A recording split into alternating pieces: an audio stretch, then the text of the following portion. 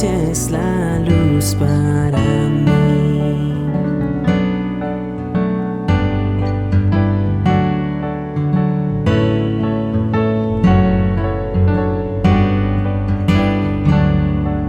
Sabiduría, centro de mi ser, quiero a tu lado mi senda correr. Como tu hijo, tenme, Señor, siempre morando en un mismo amor. En ti nada me faltará, dependo de ti, Jehová. En la tempestad mi ancla serás, en Cristo mi fe estará. Riquezas vanas no anhelo, Señor, ni el hueco al lago de la adulación. Tú eres mi herencia, tú mi porción, Rey de los cielos, tesoro mejor. En ti nada me faltará, dependo de ti, Jehová. En la tempestad mi ancla serás, en Cristo mi fe estará. Oh Dios de gloria, de triunfo al final, déjame el gozo del cielo alcanzar. Alma de mi alma, dueño y Señor, en vida y muerte, sé tú mi visión. Si alguno desea obispado, buena obra desea. Esta declaración de Pablo a Timoteo tiene varias y muy importantes implicaciones a considerar en el tema que nos corresponde en esta ocasión y que tiene que ver con el ministerio pastoral.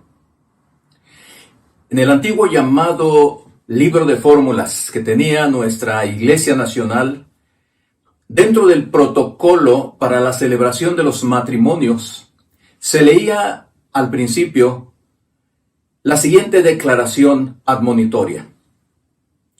Nos hemos reunido aquí en este lugar para unir a esta pareja en santo matrimonio, el cual San Pablo lo recomienda y dice que no debe ser emprendido inconsiderado ni temerariamente, sino con toda prudencia, sobriedad y temor de Dios. Estas mismas palabras deben aplicarse plenamente al ministerio pastoral, que en cierto sentido, y a diferencia de otras respetables vocaciones, representa la misma fidelidad que demanda el Señor en la unión matrimonial, en este caso, entre el pastor y el pastorado. Otras profesiones pueden ejercerse exitosamente, aun cuando no sean la verdadera vocación del profesionista, pero no así el pastorado. Esto nos introduce a la primera de las condiciones indispensables para el pastorado, a saber, la vocación. Inicio compartiendo con ustedes dos casos fallidos, de un amigo de la adolescencia y de un compañero seminarista. Los mencionaré con otros nombres por razones obvias. Primer caso. Justino, un amigo muy cercano en la época de la preparatoria, me expresó su deseo de ser pastor. Era un muchacho sano, quien amaba la iglesia y le gustaba trabajar en sus misiones. Habló con el pastor de nuestra iglesia y, resumiendo la historia, 3 veces intentó ingresar al seminario, las mismas veces que una vez aceptado, al poco tiempo era rechazado. Aún recuerdo sus lágrimas cuando desconsoladamente se quejaba conmigo y me decía: ¿por qué no puedo ser pastor si eso es lo que más deseo? Volvió a insistir nuevamente el apoyo del pastor de nuestra iglesia, pero este ya no se lo dio. Y por el contrario, le recomendó que estudiara otra carrera.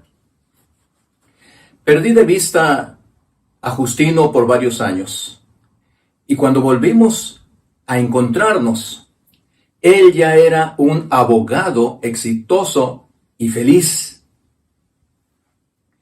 Pablo dice: así que no depende del que quiere, ni del que corre, sino de Dios, que tiene misericordia. Al igual que la salvación no es de quien quiere y corre para alcanzarla, sino del que Dios ha elegido para salvar, el pastorado tampoco es del que quiere y busca obtenerlo, sino del verdadero llamado de Dios. Ahora les presento el segundo caso. Cursando ya mis estudios en el seminario, pronto me llamó la atención que José, uno de mis compañeros, por cierto, hijo de pastor, no mostraba la emoción del resto del grupo por el estudio de las materias bíblicas. Como amigos y en mucha confianza le pregunté por qué estaba estudiando en el seminario si no sentía el entusiasmo por el ministerio pastoral. José simplemente se encogió de hombros y me dijo: es que todos en la iglesia me decían que yo también sería pastor como mi papá. Y hasta me decían el pastorcito. Durante toda mi niñez y adolescencia me dijeron siempre lo mismo. Así que cuando me preguntaban qué sería yo de grande, simplemente yo contestaba y decía que pastor como mi papá. Así que al terminar la prepa, ya todo estaba listo para que yo ingresara al seminario. Y por eso estoy aquí. No quiero defraudar a mis papás ni a los hermanos de la iglesia. José cursó los 4 años de la licenciatura en teología. Y por cierto, tengo que decir que terminó con muy buenas calificaciones, pues era una persona muy inteligente. De hecho, después de graduarse, siguió todo el proceso hasta la ordenación. Aceptó 2 o 3 pastorados breves en pequeñas congregaciones, hasta que se armó de valor y tomó la decisión de desertar del pastorado. Porque finalmente reconoció y se dio cuenta de que eso no era lo suyo. Estoy seguro que lamentablemente estos 2 casos no son los únicos, y muchos como José, a diferencia de él, siguen en el pastorado forzados por las circunstancias, pero frustrados, desanimados, sin expectativas, sin ninguna satisfacción en el ejercicio de este sublime ministerio. Solo están sobreviviendo. Les he llamado casos fallidos porque ambos están fuera del pastorado, pues evidentemente no tenían los elementos imprescindibles de la verdadera vocación, del verdadero llamado al pastorado. ¿Cuáles son estos elementos imprescindibles del verdadero llamado al pastorado? En primer lugar, el llamado interno, es decir, el llamado de Dios. Recordemos algunos ejemplos en el Antiguo Testamento. Moisés. Leemos en Éxodo que Dios le dijo: han llegado a mis oídos los gritos desesperados de los israelitas y he visto también cómo los oprimen los egipcios. Así que disponte a partir.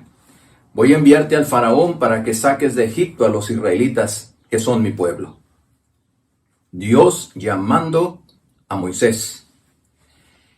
¿Qué del caso de Samuel? 4 veces leemos en las Escrituras que Dios reiteró su llamado. De tal manera que en el último de ellos, dice así en el primer libro de Samuel: el Señor llamó a Samuel y éste respondió: aquí estoy. Y todos conocemos también el llamado que Dios le hizo al profeta Isaías. Leemos así en el capítulo 6 de su propio libro. Entonces oí la voz del Señor que decía: ¿a quién enviaré? ¿Quién irá por nosotros? Y respondí: aquí estoy, envíame a mí. Él dijo: ve y dile a este pueblo. Y así fue con la larga lista del resto de los profetas del Antiguo Testamento, a quienes Dios llamó directamente. ¿Y qué decir de el Nuevo Testamento? Primero tenemos a los 12 discípulos, luego a Pablo, llamados directamente por el propio Señor Jesús. Durante 3 años, el Señor reiteró ese llamado a sus discípulos. Posteriormente lo hizo con el apóstol Pablo. El llamado interno hecho por Dios es fundamental. Sin él no hay ninguna posibilidad de un buen ejercicio del ministerio pastoral. En segundo lugar, el llamado externo, que es el llamado de la iglesia. Sobre Samuel, leemos así otra vez en su primer libro: y todo Israel, desde Dan hasta Beerseba, se dio cuenta de que el Señor había confirmado a Samuel como su profeta. Referencia que nos hace ver la importancia del testimonio de la iglesia, de sus líderes, de sus congregantes. El testimonio que den sobre su percepción del llamado de aquel que está diciendo que quiere ir al pastorado. Deben haber referentes que señalen el grado de convicción que ellos mismos tengan sobre el llamado de aquella persona. Si se cumpliera esta condición y que la iglesia pudiera dar su opinión con respecto a aquel elemento que externa deseos del pastorado, se evitarían tantas desilusiones y frustraciones ministeriales. Porque es mejor desengañar a alguien que expresa su deseo por el pastorado cuando se tienen serias dudas sobre ello, que simplemente darle el visto bueno y el respaldo oficial para que sea recibido en un seminario. Pero en tercer lugar, la confirmación del llamado. No solo el llamado interno y el llamado externo, sino la confirmación de ese llamado por medio de evidencias tangibles, es decir, experiencia en el campo. Durante su trayectoria como miembro de la iglesia, ¿cómo fue esta trayectoria en las organizaciones? ¿Predicó alguna vez? ¿Lo escucharon? ¿Enseñó alguna vez? ¿Su liderazgo cómo era? Pero también en las congregaciones o misiones, si la iglesia las hubiera tenido. ¿Se encargó de alguna congregación? ¿Fue encargado de alguna misión? Es decir, evidencias tangibles de su experiencia en el campo. Pero además, con resultados positivos. Porque no es suficiente la experiencia, sino también los resultados. Si alguien tiene mucha experiencia encargándose de congregaciones, pero dejándolas en misiones, tiene que considerar seriamente su llamado al pastorado. Es seguro que Dios le ha preparado para otra área vocacional donde tendría más éxito que en el pastorado. Ahora bien, la vocación, el llamado pastoral es irrevocable e irresistible, como la gracia salvadora. De tal manera que si alguien recibe claramente este llamado, lo mejor que puede hacer es responder obedientemente. Si no, quiere vivir huyendo como el profeta Jonás. Mejor tomar la misma actitud de Elí cuando comprobó el llamado de Dios a Samuel diciendo: Él es el Señor, que haga lo que mejor le parezca. Así que esta es la primera condición indispensable para el pastorado: el llamado interno de Dios, el llamado externo de la iglesia y la confirmación del llamado por medio de los resultados. La segunda condición que ahora veremos es esta: la preparación. Ninguna tarea, por sencilla que sea, que busque los mejores resultados, puede llevarse a cabo sin la adecuada preparación. En las Escrituras tenemos evidencias de este requisito.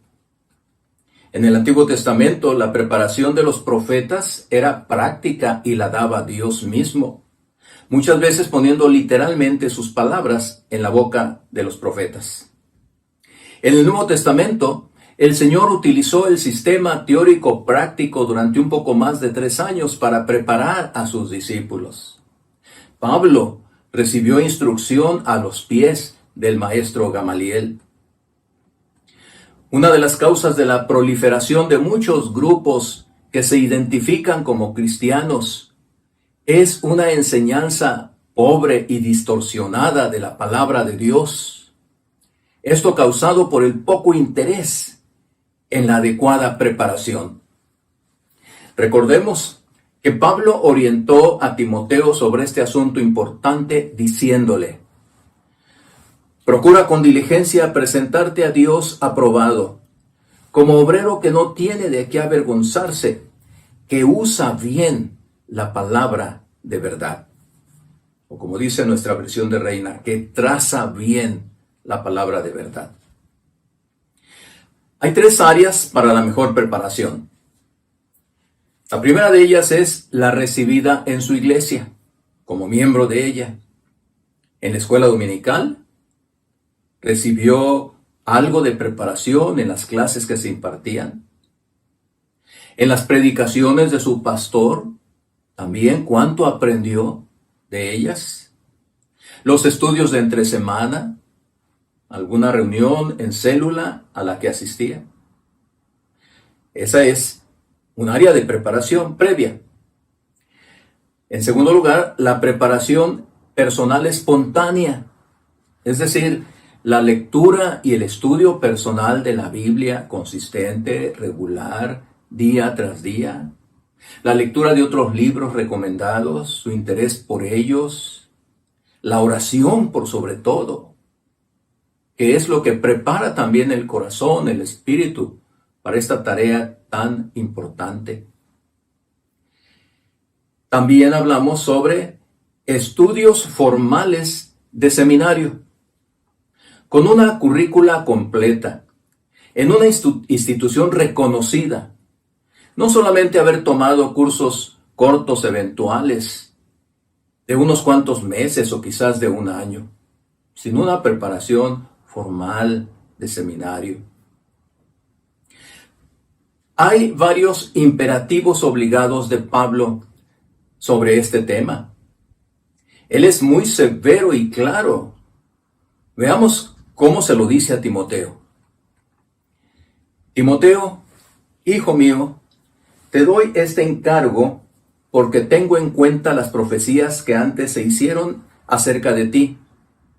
Deseo que, apoyado en ellas, pelees la buena batalla y mantengas la fe y una buena conciencia. Por no hacerle caso a su conciencia, algunos han naufragado en la fe. Si enseñas estas cosas a los hermanos, serás un buen servidor de Cristo Jesús, nutrido con las verdades de la fe y de la buena enseñanza que paso a paso has seguido. Rechaza las leyendas profanas y otros mitos semejantes. Cuida bien, Timoteo, cuida bien lo que se te ha confiado. Evita las discusiones profanas e inútiles y los argumentos de la falsa ciencia. Algunos por abrazarla se han desviado de la fe. Tú, en cambio, predica lo que está de acuerdo con la sana doctrina. Eso se lo dijo Pablo a Tito, otro de sus discípulos. Y también a Tito agrega: cuando enseñes, hazlo con integridad y seriedad, con un mensaje sano e intachable. Estos imperativos de Pablo a una preparación académica completa también incluye una permanente actualización.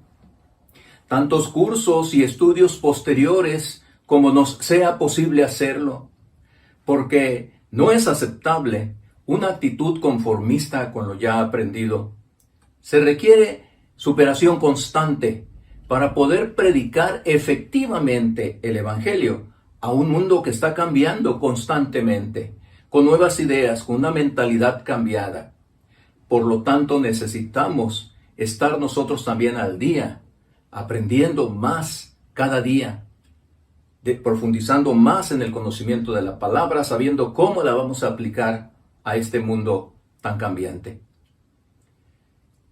Escuchemos las instrucciones de Pablo en este sentido. En tanto que llego, dedícate a la lectura pública de las Escrituras. Ejercita el don que recibiste mediante profecía, cuando los ancianos te impusieron las manos. Sé diligente en estos asuntos. Entrégate de lleno a ellos, de modo que todos puedan ver que estás progresando. Ten cuidado de tu conducta y de tu enseñanza. Persevera en ello, porque así te salvarás a ti mismo y a los que te escuchen. En tan breves versículos, Pablo insiste en la importancia de mantenerse al día. Cuando le dice a Timoteo, dedícate a la lectura, es decir, sigue leyendo todo el tiempo. Ejercita el don que recibiste, practícalo. Sigue buscando la superación. Sé diligente en estos asuntos. Pablo le dice, entrégate de lleno a ellos. Y agrega, de modo que todos puedan ver que estás progresando. El lamento de muchas iglesias es que sus pastores no progresan, no avanzan. Por eso es tan importante estar continuamente investigando, aprendiendo, leyendo más y más, perseverando, como lo dice Pablo a Timoteo. Y le agrega así en su segunda carta: por eso te recomiendo que avives la llama del don que recibiste cuando te impuse las manos. Que avives, quiere decir que mantengas ese fuego continuo, que no dejes que se apague, que te siga superando día tras día para que arda más el fuego del conocimiento de la palabra del Señor. Y también le dice Pablo a Timoteo, con fe y amor en Cristo Jesús, sigue el ejemplo de la sana doctrina que de mí aprendiste. Con el poder del Espíritu Santo que vive en nosotros, cuida la preciosa enseñanza que se te ha confiado. Cuida la preciosa enseñanza. ¿Cómo la vas a cuidar? En un mundo con nuevas ideas, con nuevas formas de atacar a la fe cristiana. Por medio de una superación continua, permanente, todo el tiempo. Bueno, muchos podrían pensar que con solo los dos elementos que hemos considerado hasta aquí es suficiente para llevar a cabo un buen pastorado.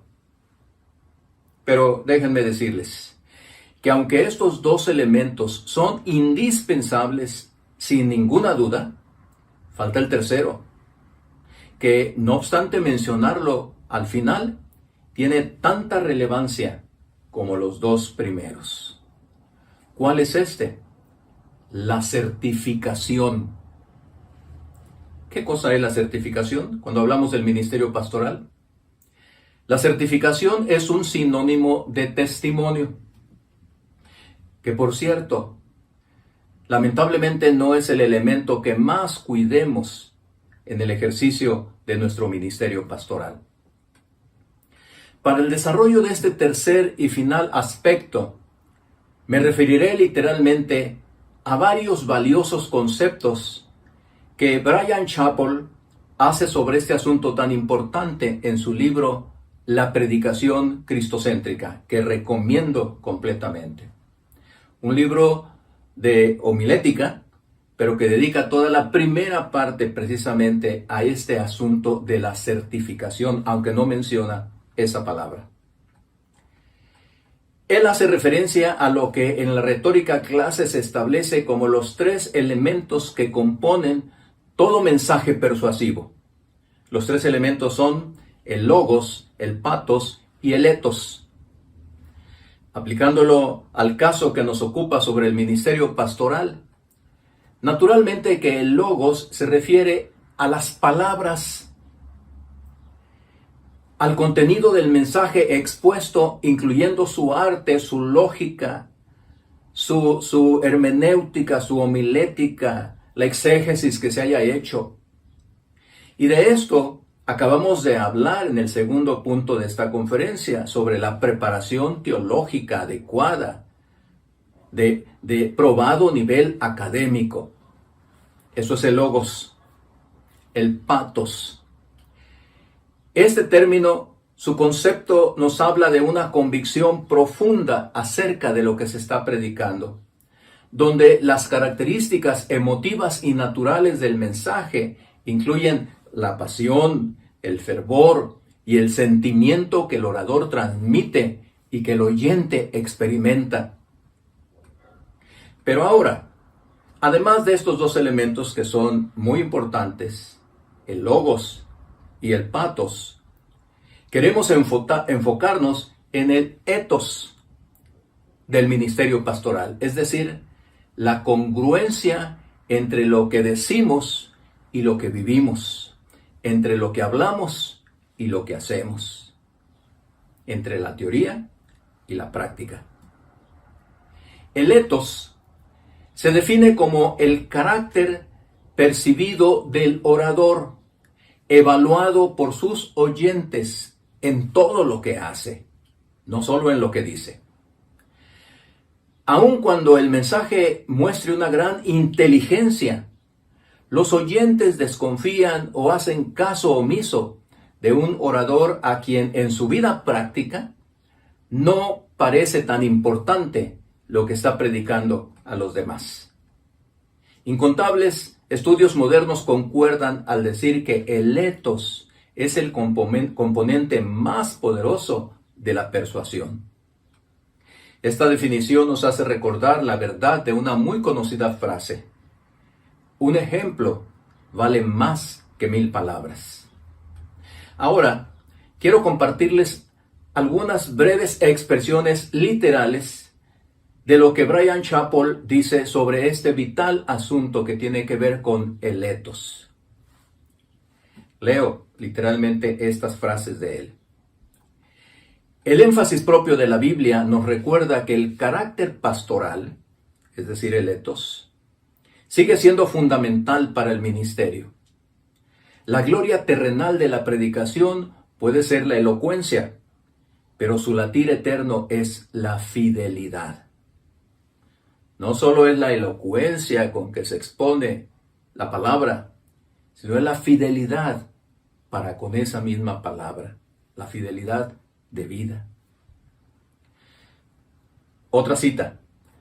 Nuestra predicación debe reflejar la unicidad de nuestras personalidades, pero nuestras vidas deben reflejar a Cristo para que su mensaje sea propagado sin obstáculos. Qué frase tan interesante, tan importante, con tanto contenido, no obstante lo breve. Es decir, nosotros predicamos integradamente nuestras palabras con nuestra vida. Cuando es así, el mensaje se propaga sin obstáculos. Otra cita. La gente no puede recordar lo que dijimos, pero nos recordarán a nosotros y si nuestras vidas dieron o no credibilidad al mensaje de las Escrituras. Una reiteración de lo anterior.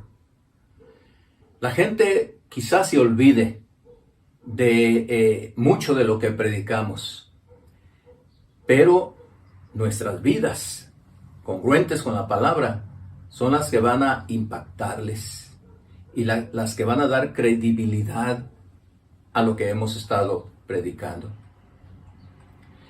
Y agrega Bryan Chapell, como dijo el ministro del siglo XVIII George Campbell, cuando nuestra práctica se conforma con nuestra teoría, nuestra efectividad se triplica. Qué elocuencia, ¿verdad? De frase.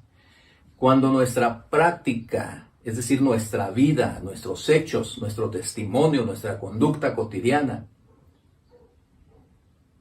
se conforma con nuestra teoría, con lo que predicamos cada domingo, entonces nuestra efectividad se va a triplicar. Y una más. El carácter y compasión de un ministro determinan la calidad del mensaje escuchado más que las características del mensaje predicado. Debes conocer la gracia para poder predicarla. No, otra vez, una joya en esta expresión. El carácter de un pastor, la vida personal, su testimonio, van a determinar la calidad del mensaje mucho más que las características, que la elocuencia, que la estructura. Porque hay que conocer la gracia, vivir en la gracia para poder predicarla. Hasta aquí estos comentarios tan valiosos extraídos de este tan buen libro de Bryan Chapell. Ahora bien, muchos pasajes de las Escrituras confirman la importancia del etos para la proclamación efectiva. Confirman estos comentarios anteriores. Vamos a ver solamente algunos de ellos. En el primero, Pablo enuncia significativamente tanto el logos como el patos y el etos en su primera carta a los tesalonicenses, donde leemos esto. Nuestro evangelio les llegó no solo con palabras, sino también con poder, es decir, con el Espíritu Santo y con profunda convicción.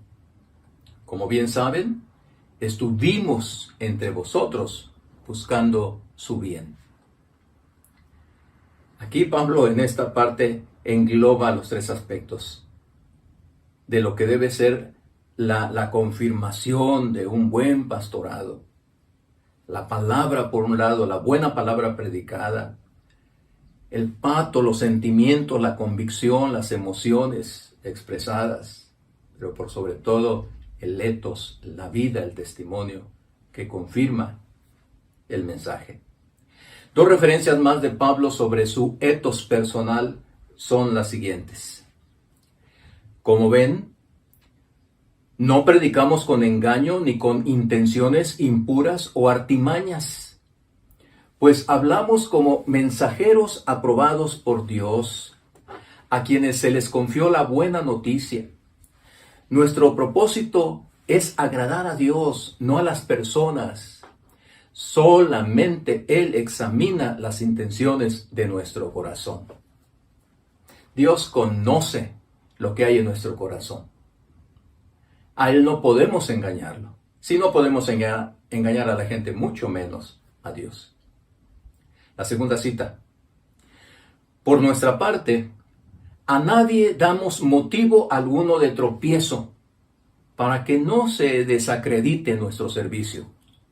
Más bien, en todo y con mucha paciencia nos acreditamos como servidores de Cristo en sufrimientos, privaciones y angustias.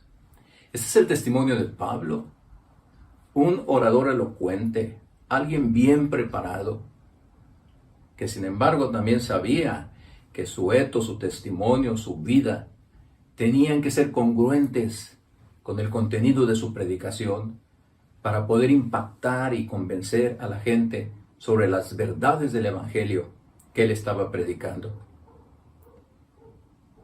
Él dice que no se desacredite nuestro trabajo.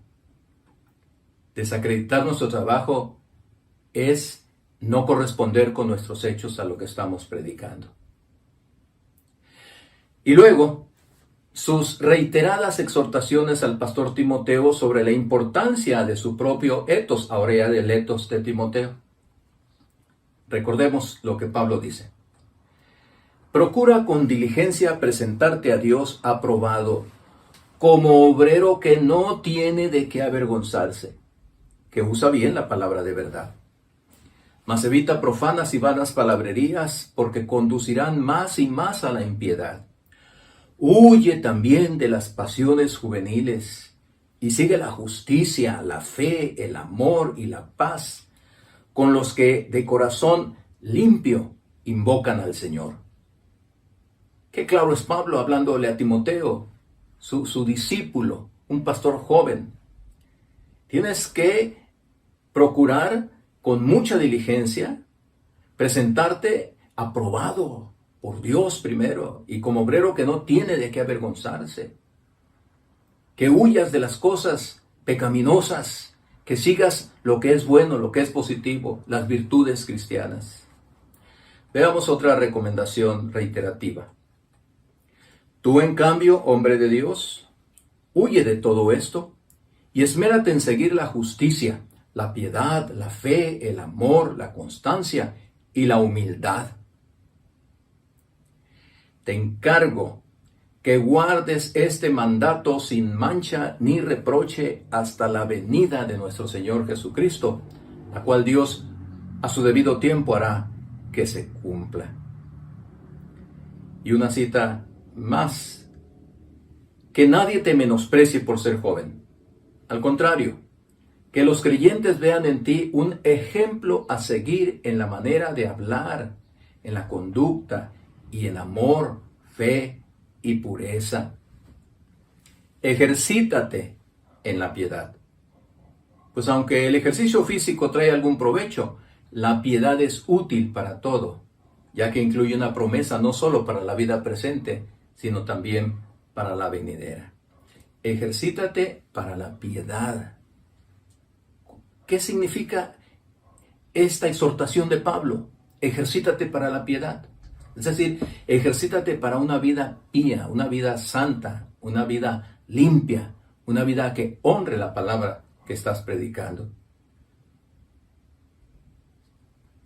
La última parte del texto que está en 1 de Timoteo 5:22, simplemente Pablo le dice a Timoteo, consérvate puro. También a Tito, otro joven pastor, le exhortó en la misma dirección al decirle, con tus buenas obras, dales tú mismo ejemplo de todo. Resulta obvio agregar que las características de ancianos y diáconos, condiciones para que pudieran ellos ejercer esos cargos tan importantes, se aplican principalmente en el pastor. ¿Cuáles son estas? Leemos. Se dice y es verdad que si alguno desea ser obispo, a noble función aspira. Así que el obispo debe ser intachable, esposo de una sola mujer, moderado, sensato, respetable, hospitalario, capaz de enseñar. No debe ser borracho ni pendenciero, ni amigo del dinero, sino amable y apacible. Debe gobernar bien su casa. Se requiere además que hablen bien de él los que no pertenecen a la iglesia, para que no caiga en descrédito y en la trampa del diablo. ¿Qué? ¿Necesitamos más comentarios sobre esto? Yo creo que no. Al referirse a los diáconos, agrega también elementos que se aplican al etos pastoral. Cuando dice los diáconos igualmente deben ser honorables, sinceros, no amigos de mucho vino, ni codiciosos de las ganancias mal habidas. Deben guardar con una conciencia limpia las grandes verdades de la fe, que primero sean puestos a prueba y después, si no hay nada que reprocharles, que sirvan como diáconos. ¿Qué declaración final?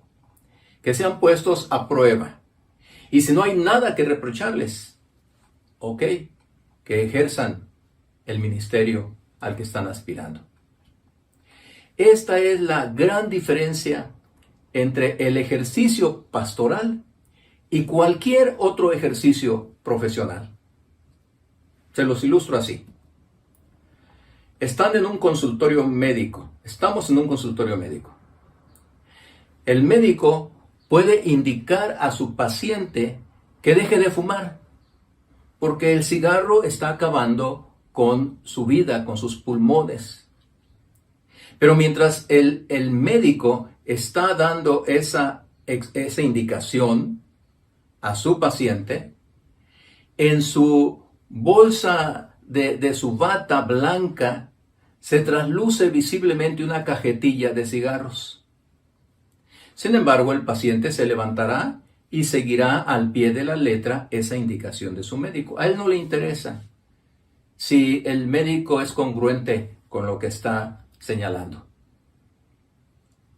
Un abogado exhorta tan convincentemente a una pareja que está a punto de divorciarse, que al final de la entrevista, la pareja que llegó como enemigos literalmente enfrascados en sus pugnas, salen tomados del brazo, convencidos de luchar por salvar su matrimonio gracias a la habilidad que el abogado tuvo para exhortarlos a que lo hicieran. Aun cuando el abogado ha hecho un buen trabajo con esa pareja, su propio matrimonio está destruido. Pero eso no importa. Y la pareja que fue a consultarlo no lo va a tomar en cuenta. Pero en el pastorado, esto no funciona así. La práctica de vida requiere estar consistentemente ligada a la teoría en el pastorado. Cualquier otro profesionista puede desligar ambas, pero no el pastor. Su ejemplo hablará más que sus palabras, por muy buenas que éstas sean. Por eso Pablo dice, no como teniendo señorío sobre los que están a vuestro cuidado, sino siendo ejemplos de la grey. Pablo está hablando de ser ejemplos del pueblo, de la iglesia. Ahora bien, no se está buscando la perfección, pues esto no es posible aquí. Somos pecadores, somos débiles. Pero sí se está hablando de la competencia, es decir, el esfuerzo por la práctica de las virtudes cristianas. La congruencia entre lo que predico y lo que hago. Entre lo que enseño a la luz de la palabra y lo que yo experimento en mi vida personal, matrimonial, familiar. Dice Pablo también, si alguno se mantiene limpio, llegará a ser un vaso noble, santificado, útil para el Señor y preparado para toda buena obra. Si alguno desea obispado, si alguno desea pastorado, buena obra desea. Pero es necesario, es indispensable que tenga un verdadero llamado de Dios, aprobado por la iglesia y confirmado con hechos y resultados. Pero también necesita la preparación completa y adecuada para que sea un fiel predicador de la palabra. Pero por sobre todo, requiere la certificación de su pastorado por medio de la congruencia de su vida acorde con las palabras que predica y que enseña. Esto resultará, sin lugar a dudas, en un buen pastorado, fructífero y grandemente satisfactorio. Que Dios nos ayude para que los que ya somos pastores podamos vivirlo de acuerdo a estas verdades, a estas condiciones. Y los que están aspirando a hacerlo, las tomen muy en cuenta. Amén.